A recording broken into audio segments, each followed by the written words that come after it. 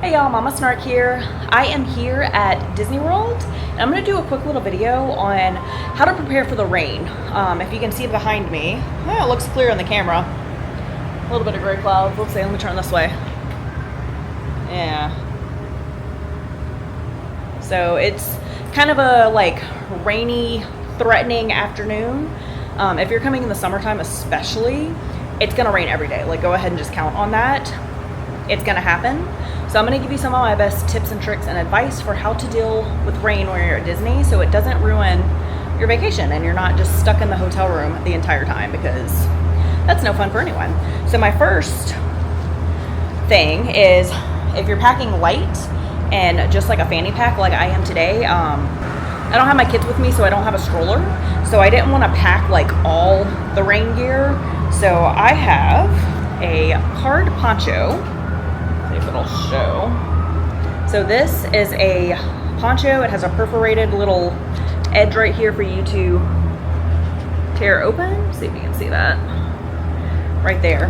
But it unfolds to a full-size poncho that has a hood with a drawstring, sleeves that have like, they cuff at your wrist, and it unfolds into a plus-sized poncho. So it's big enough to cover myself, my bag, if I had a backpack on, that as well, or if you're a plus size person, big enough to cover you.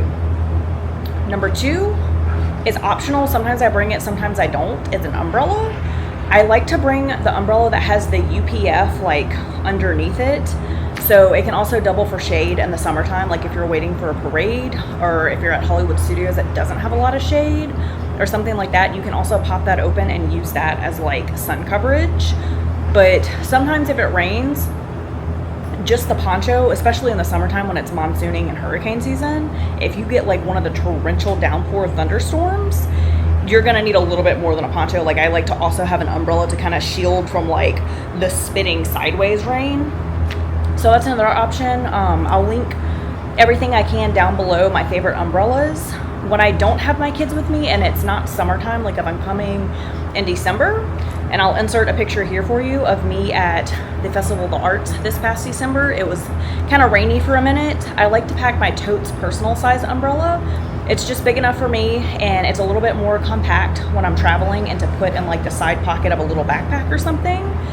So umbrella, it's not like a necessity, but sometimes it can be nice. Another poncho option that I like to have, and I'll insert a little clip for you here, is my favorite brand is, I think it's called Eva, and I get them on Amazon, but it's more of like a thicker like trench coat type of disposable, it's still disposable, rain poncho, but it buttons up like a raincoat, and it's a little bit thicker than like these little throwaway ones. So if it's during hurricane season, for sure, like when I came with my daughter Weezer last August, we ended up with a hurricane during our trip. Our last day here, in the middle of the night, a hurricane hit, and we had Animal Kingdom planned for the next morning, but woke up the next morning and the park was open. It was just raining a whole lot. So I put one of those ponchos on. They also make kid-size ones. Put one on her, put the rain cover over her stroller. We were good to go. So that's gonna be coming up to my next point. If you have children in a stroller, pack your rain cover. Check your rain cover before you leave, because the one that came with my favorite travel stroller is actually like really small and it only covered the shade down to her toes. So the whole back end of the stroller was exposed and the whole bottom was still exposed. So all of my stuff in the stroller got wet. The whole back of the stroller got wet and it was difficult to like get her in and out of it. So I recommend getting one of those bigger universal stroller covers. It gives you more coverage. And I'll insert clips here of my favorite Bob stroller with the rain cover I have for that one. Doesn't go with the Bob stroller because those just cover the sunshade and the toes. So it covers like the entire stroller and storage underneath and everything like that. I can easily get my kid in and out of it.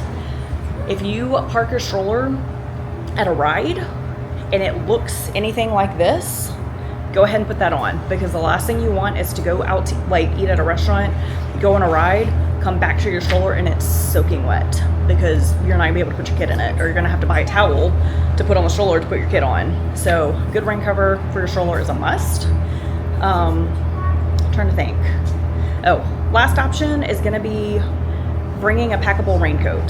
So I'll insert my favorite Vera Bradley one here that I wore on my last trip in March. The only caveat, like, it's lightweight and it's packable, but it's not completely rainproof. So like if it's raining a lot, it would soak through. Okay, continuing this back at home because our bus showed up and I forgot to go back and finish the vlog. So back at home, I'm going to show you, we've covered ponchos, stroller covers, umbrellas, things like that. Next step is going to be footwear. So if you're going in the wintertime, kind of your only option for footwear is either going to be just get wet and bring an extra pair of shoes or a change of socks, or bring a shoe cover. I'll insert a picture here for you and link what I can down below from Amazon. But they basically make like waterproof covers that you can zip up over your tennis shoes. They take up like no room in your backpack. So if you're going, sorry, I'm watching my puppy. So if you're going like in the wintertime, obviously wearing sandals if you're in like a cold rain is not ideal. So shoe covers would be good for the wintertime. I've brought them before and thankfully never had to use them. But in the summertime, bring a comfortable sandal. And y'all, it's, people say just wear flip-flops or whatever. That's a no-go for me. And for my family, my husband can get away with wearing flip-flops. He likes the Skechers or the New Balance flip-flops. He's fine all day in that. He has hobbit feet. My sensitive little feet and my children, we need something different. So I know a lot of people recommend Crocs. I have nothing against Crocs. We just don't own any. That's not something that we've ever worn. Crocs are a good option. You can wear them with socks if you need to prevent blisters, or you can wear them, you know, without socks. But my favorite rainy day footwear options are thus. So if you can't tell, these are my favorite sandals. They are the Skechers Go Walk, like Goga Mat. Let's see, Go Walk Goga Mat. Like, I think they're called like Brilliancy Walk On or something. I don't know. I'll link them down below. I think it's different listings. So I think these are in one listing and then this one is a separate listing. I just got these for my trip that I took last month because I have been eyeing them forever and they finally dropped to like $40. So I snagged them. But if you can't tell, this is my absolute favorite sandal. I have worn these sandals for years to Disney World. I've worn them to walk all around Chicago when I visit my brother. They do not give me blisters, and I'm here to tell you now, I can put these suckers on straight out of the box and walk around for miles, 0 blisters. I cannot recommend these sandals enough. I know people rave about the Tevas or Tevas, however you say that. I tried them. The strap that goes like right here on those rubbed my toes horribly. So these are the only ones that I have found that 0 blisters. They got a little bit of cushion in it for standing in line. They dry beautifully if they get wet in a downpour. I have worn them in a hurricane at Disney World. So I can't recommend these enough. Those are my go-to footwear. Like I said, other people have other brands they recommend. These are what work for me. For my children, I have mentioned that we don't do Crocs. And that's because since my kids started walking, I somehow stumbled upon these Keen sandals. And I have never looked back. So I tend, like I said, I'll link what I can down below. But what I tend to do is stock Amazon in the winter time. Whenever these go on sale because they're out of season, I stock up and get like the next 3 sizes up and just store them away until they're big enough for them. Because they're usually about $50 to $60. I'll tell you right now, it's worth it. But if I can get them for $25, I'm going to do that instead. So, every year, let's see, my daughter is currently in these, but she is moving up a size right now. So these are her next size up. I just happen to have these out. These are my son's Keen sandals. And what I love about these is they can get wet and dry pretty easily. They have a toe bumper on them. So no stub toes, no, exposed toes. The insides of them have a little bit of a grip to them and a little bit of a cushion on them. And then the bottoms actually grip really well. So these are actually like hiking sandals. So wearing them like hiking through creeks and trails and up, mountain and hillsides and stuff like that, they're beautiful. They work for Disney in the rainy season as well. they don't get blisters on them. These are like super soft, like neoprene, you know, non-blister forming material. Super stretchy, super comfy.